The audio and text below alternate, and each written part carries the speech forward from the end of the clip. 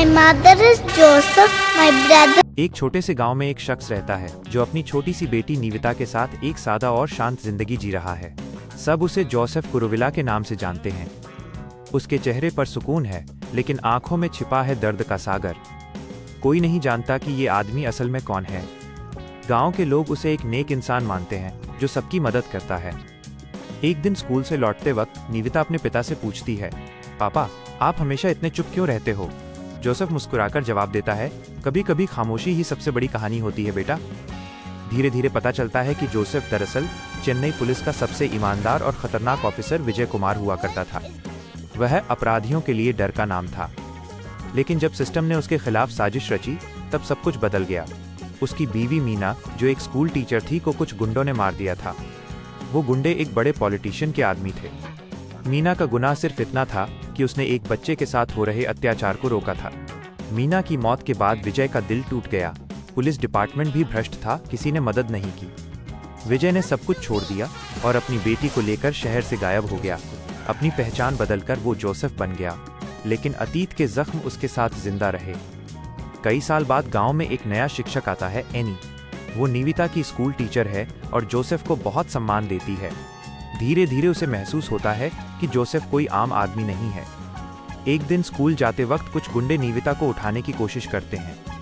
Joseph शांत रहता है, लेकिन जैसे ही वो उसकी बेटी को छूने की कोशिश करते हैं, उसकी आंखों में आग जल उठती है। गुंडे हंसते हैं, क्या करेगा तू बूढ़े, बेटी को बचाएगा? जोसेफ धीरे से कहता है, नाम मत पूछ, नाम सुनकर पछताओगे। अगले ही पल चारों तरफ अफरा तफरी मच जाती है। जोसेफ का असली रूप सामने आता है। बिजली की तरह वो गुंडों पर टूट पड़ता है, एक एक को उठाकर फेंक देता है। उसकी हर चाल हर वार पुलिस ट्रेनिंग की गवाही देता है। वो सिर्फ मारता नहीं, सिखाता है कि इंसानियत के खिलाफ खड़ा होना क्या होता है। इस फाइट के बाद एनी को सच्चाई पता चलती है कि जोसेफ दरअसल चेन्नई का वही पुलिस ऑफिसर है जो एक समय पूरे सिस्टम को हिला चुका था। वो उसके पास आती है और कहती है, आप भाग क्यों रहे हैं? आप जैसे लोगों को तो लड़ना चाहिए। विजय, शांत होकर, मैंने एक बार लड़ा था, उस लड़ाई में मैंने अपनी पत्नी खो दी। अब फिर वही डर अपनी बेटी के लिए नहीं चाहता। लेकिन किस्मत को शायद यही मंजूर था। जिन गुंडों को उसने मारा था, वो उसी पॉलिटिशियन के आदमी थे जिसने कभी मीना को मरवाया था। वो लोग अब उसे खत्म करने के लिए गांव तक पहुंच जाते हैं। एक रात वो निविता को मारने की कोशिश करते हैं, पर इस बार विजय रुकता नहीं।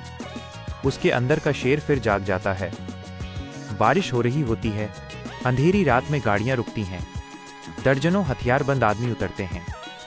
बीच में विजय अकेला खड़ा है। वो कहता है, जिस दिन किसी बाप की आंखों के सामने उसकी बेटी पर हाथ उठा, उसी दिन उस बाप की इंसानियत मर जाती है।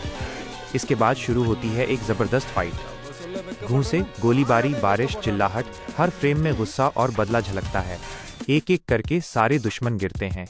अंत में वो मुख्य अपराधी तक पहुंचता है, वही जिसने उसकी पत्नी को मारा था।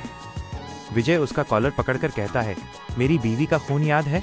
वो हकलाते हुए कहता है, वो तो बस हादसा था। विजय धीरे से मुस्कुराता है, नहीं, अब हादसा होगा तेरे साथ, और एक ही वार में सब खत्म कर देता है। फाइट के बाद वो अपनी बेटी के पास लौटता है।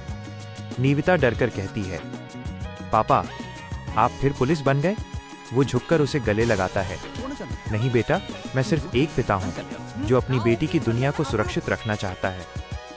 सूरज उगता है, गांव में शांति लौट आती है। जोसेफ यानी विजय फिर अपनी बेटी का हाथ पकड़कर घर की ओर बढ़ता है। उसके चेहरे पर अब कोई डर नहीं, बस एक मुस्कान और सुकून। संगीत धीरे धीरे खत्म होता है, माइनस अंत में सिर्फ हवा की आवाज।